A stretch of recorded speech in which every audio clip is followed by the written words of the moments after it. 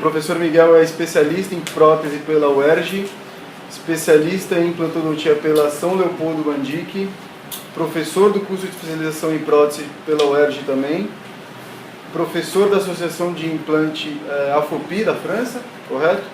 E é speaker da Nova Biocare. Espero que vocês aproveitem o encontro. Sejam bem-vindos, eu estou à disposição se vocês precisarem de alguma coisa. Obrigado, cara.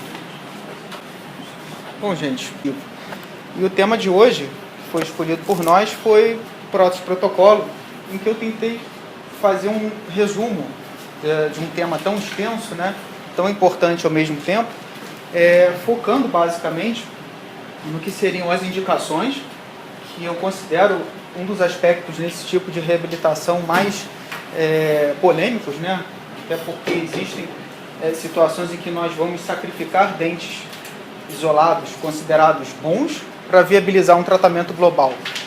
Eu acredito que esse seja o ponto-chave assim, da discussão. Não só isso, eu vou detalhar um tipo de técnica e chamar a atenção para outras duas técnicas para que a gente possa fazer uma introdução nesse tipo de reabilitação. Tudo bem? Bom, gente, a prótese protocolo Brånemark, né, classicamente falando, se caracteriza por implantes instalados na arco inferior entre mentonianos e no superior entre seios maxilares. E, de uma forma geral, de uma forma global, acredito que isso seja até uma denominação mais brasileira, até, prótese protocolo virou igual a prótese total fixa, né, principalmente parafusada. Nós todos conhecemos esse tipo de prótese, que não deixa de ser a prótese TF3 na classificação protética de MISH, sejam 8 implantes, sejam 5 implantes, seja qualquer que seja o número de implantes em maxila ou mandíbula, inclusive envolvendo áreas posteriores de mandíbula e de maxila. Ou seja, a denominação é essa, e o tipo de prótese, para que nós todos possamos compreender, nada mais é que é uma prótese total fixa, e na grande maioria das vezes, acredito eu, envolvendo a reabilitação não somente da parte dentada, mas da parte rosa também, ou seja, reabilitando proteticamente a parte gengival. E as indicações, né, em que acredito que seja, como eu disse, o assunto assim mais polêmico, mais discutido, onde nessa primeira... Estou na sua frente? Onde nessa primeira radiografia, nós temos um capital ósseo falando do arco inferior reduzido, né, onde talvez poderíamos nos concentrar principalmente realmente na região entre mentonianos, mas aí dá essa discussão, né? Será que é uma mandíbula fina demais para suportar uma prótese fixa? Reabilitando o superior principalmente, esse tipo de reabilitação cabe a uma paciente com uma atrofia severa? Indo aos extremos, dentes em bom estado para ser aproveitado, como nessa radiografia, por exemplo. Podemos contar aqui 4, 6, 8 elementos dentários que poderiam ser aproveitados numa reabilitação sobre dente. Será que esse é uma indicação de prótese protocolo? Numa outra situação também, onde mais uma vez temos dentes saudáveis, porém não temos disponibilidade óssea em posterior de mandíbula. Como devolver para esse paciente um trabalho fixo, com regeneração em posterior de mandíbula, que eu acredito que nós concordamos quanto à dificuldade dessa técnica? Será que vale a pena indicar para esse paciente um trabalho removível com encaixe? Ou seja, eu acredito que isso tudo vai ser um bom senso do profissional, aliado à vontade do paciente. Não somente a vontade de reabilitação, quanto ao tempo de reabilitação que ele está disposto a encarar. E eu acho que esse tipo de indicação vai ser bem específico quando a gente pensa na diferença etária dos nossos pacientes, né? Ou seja, eu ouvi isso uma vez do professor Davi Arari, que ele está aqui presente, em que o tempo de tratamento de um paciente de 90 anos é diferente de um tempo de tratamento de um paciente de 45 anos. Ou seja, um ano para ele é diferente do que um ano para um paciente mais jovem, né? Então, eu acredito que isso tudo tem que ser tem que ser botado na balança, discutido claramente, abertamente com o nosso paciente, para que nós possamos chegar à conclusão de qual o melhor tipo de tratamento para esse paciente, né?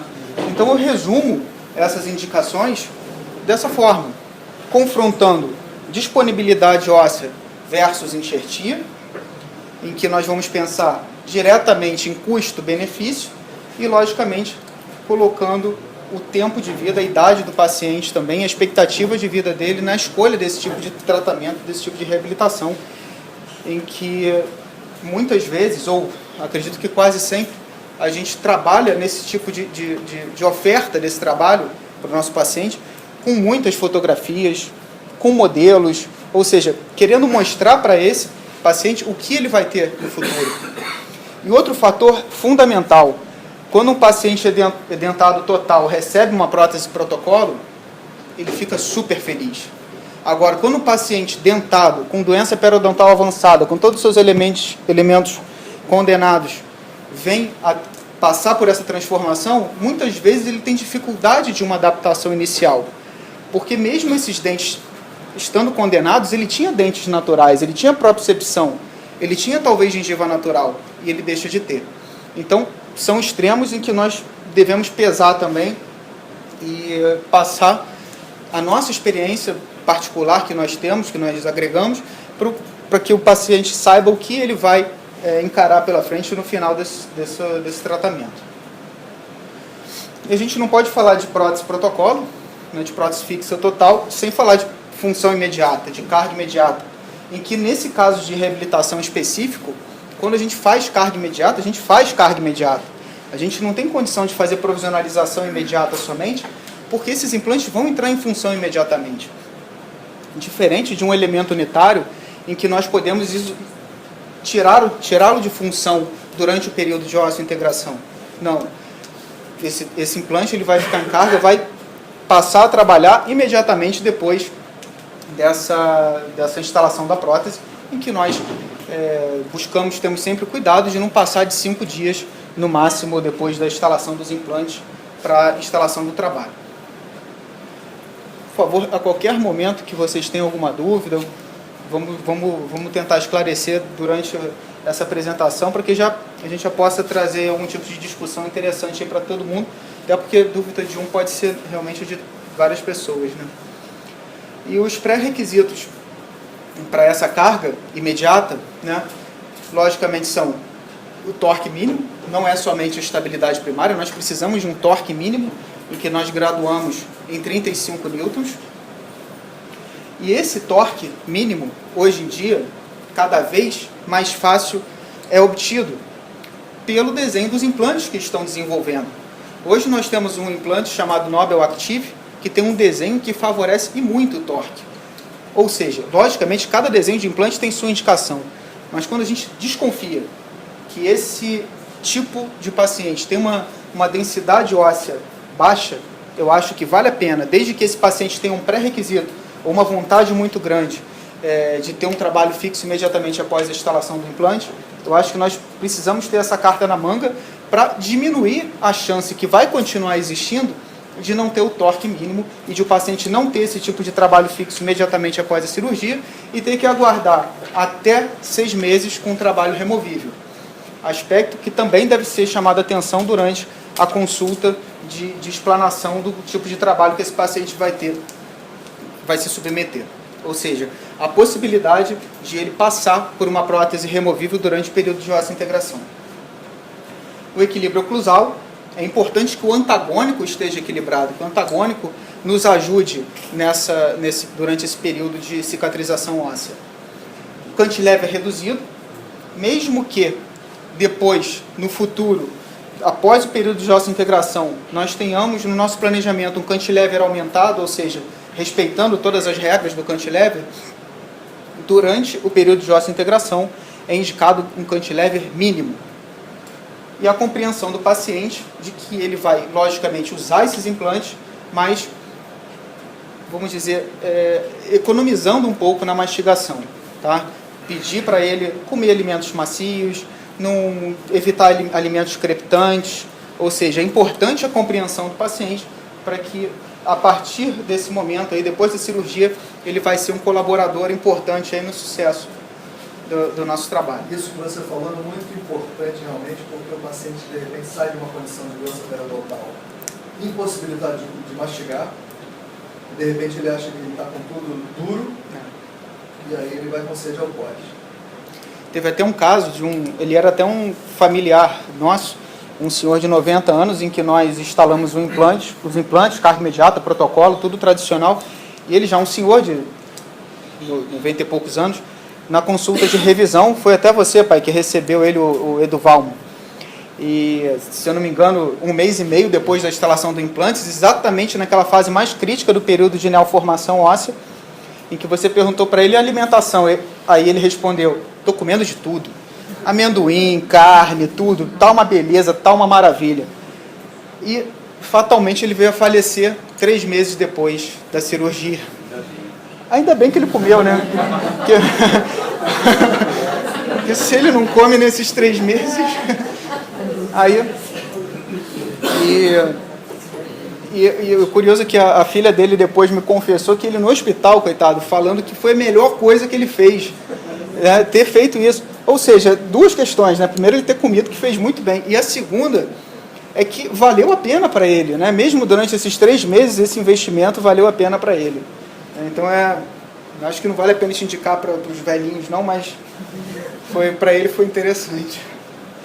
Bom, gente, num planejamento, para não me estender muito, principalmente falando de prótese protocolo superior, esses 2 primeiros tópicos são fundamentais, tá? A linha de sorriso e o suporte de lábio, e logicamente a dimensão vertical deve ser progressivamente reabilitada para que durante o período de osseointegração o paciente não tenha uma diferença muito grande de posicionamento mandibular e venha a criar uma parafunção. A linha de sorriso, eu chamo a atenção dessa forma, como eu disse, principalmente na prótese protocolo superior. É super importante que a linha de transição entre o que é falso e o que é verdadeiro fique escondida atrás do lábio do nosso paciente. É difícil nós mimetizarmos exatamente, perfeitamente o que é natural para o que é falso. Então, se nós podemos esconder essa linha atrás do lábio, é o ideal. Fazendo com que fique totalmente apical, ou minimamente apical, mas que fique escondida essa transição. Tá? E como que nós vamos, no nosso planejamento, ter certeza que essa linha vai ficar escondida no futuro da nossa prótese? Ou seja, onde eu instalo meu implante? Né?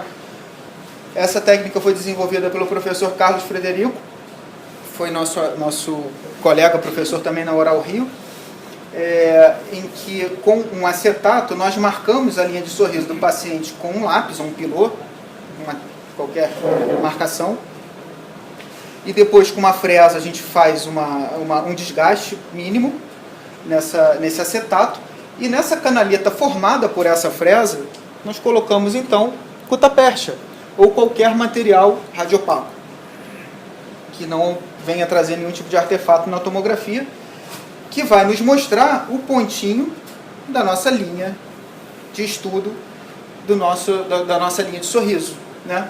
Ou seja, no meu planejamento cirúrgico, eu já tenho que saber que a plataforma do meu implante deve ficar pelo menos 3 milímetros apical a esse pontinho, a esse ponto de marcação, a esse contraste em que nós fizemos no nosso guia tomográfico. Guia tomográfico que, logicamente, vai se transformar em guia cirúrgico e nos orientar quanto à nossa osteotomia. Osteotomia que vai ser necessária para poder mascarar essa linha de transição. Aqui, durante a cirurgia, né, atentando aqui para uma broca lança, em que vai fazendo e pontilhando na maxila da paciente, para que depois nós possamos ter certeza que a nossa osteotomia foi fiel. E que os implantes vão ser instalados num posicionamento que vai me dar certeza que eu não vou ter problema estético depois. Né? Problema estético que seria um problema estético muito sério. Porque se esse implante está localizado numa posição mais coronal e eu tenho que fazer uma prótese protocolo, ou seja, uma prótese fixa, com uma caracterização gengival, eu vou fatalmente criar uma zona de retenção nessa prótese e, consequentemente, dificultar a higiene do paciente. E o suporte de lábio, ou seja, terço inferior de face, não pode ser alterado, né, na nossa reabilitação. Vou citar um exemplo. Um paciente portador de prótese total, em que vem até nós querendo um trabalho fixo que não vai ter flange, a flange cai naquele problema do problema de higiene, dificulta a higiene do paciente. Nós temos que ter certeza que esse paciente sem a flange dessa futura prótese, não vai perder, não vai colabar o lábio da nossa paciente, comprometendo a estética de terço inferior de face. Tá? Ou seja, eu tenho que ter certeza que essa nossa gengiva cerâmica ou resinosa vai ser suficiente para suportar o lábio da paciente. Tá? E como que numa nossa primeira consulta nós vamos saber disso? Pegamos a prótese da paciente, desde que esteja numa distribuição dentária satisfatória, fazemos uma duplicata e nessa duplicata nós removemos a flange totalmente dessa prótese e testamos. Se a paciente sem essa flange não tem nenhum tipo de perda de estética de terço inferior de face, é porque nós podemos dar continuidade aí no nosso planejamento de prótese protocolo sem problema algum, certo? Bom, gente, vou entrar então agora na primeira técnica que eu vou detalhar para vocês. Essa técnica nós desenvolvemos no período em que nós estivemos na Faculdade São Leopoldo Mandic, onde nós tínhamos módulos mensais, segunda, terça e quarta. E o resto do mês nós não tínhamos contato com os nossos pacientes, nem com os nossos alunos. Temos 2 alunos de lá aqui que eu estou vendo, vocês podem depois dizer se a gente está falando besteira.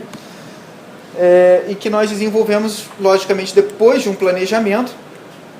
Num primeiro dia, a cirurgia. No segundo dia, uma validação dessa moldagem, que foi feita no primeiro dia da cirurgia. E no terceiro dia, a finalização do trabalho. Por que isso? Porque se nós esperássemos 30 dias para instalar o trabalho final, a gente estaria caindo naquele período de neoformação óssea que não seria nada favorável para os nossos implantes mexer neles nesse período. Bom, a paciente como se apresentou, tá? Candidata a prótese protocolo inferior. Passamos então por um planejamento criterioso, passando por montagem de dentes. A partir dessa montagem de dentes aprovada, confecciona-se então um guia multifuncional e o planejamento cirúrgico como consequência desse guia cirúrgico e guia tomográfico, ou seja, todos os pontos aí que envolvam esse planejamento.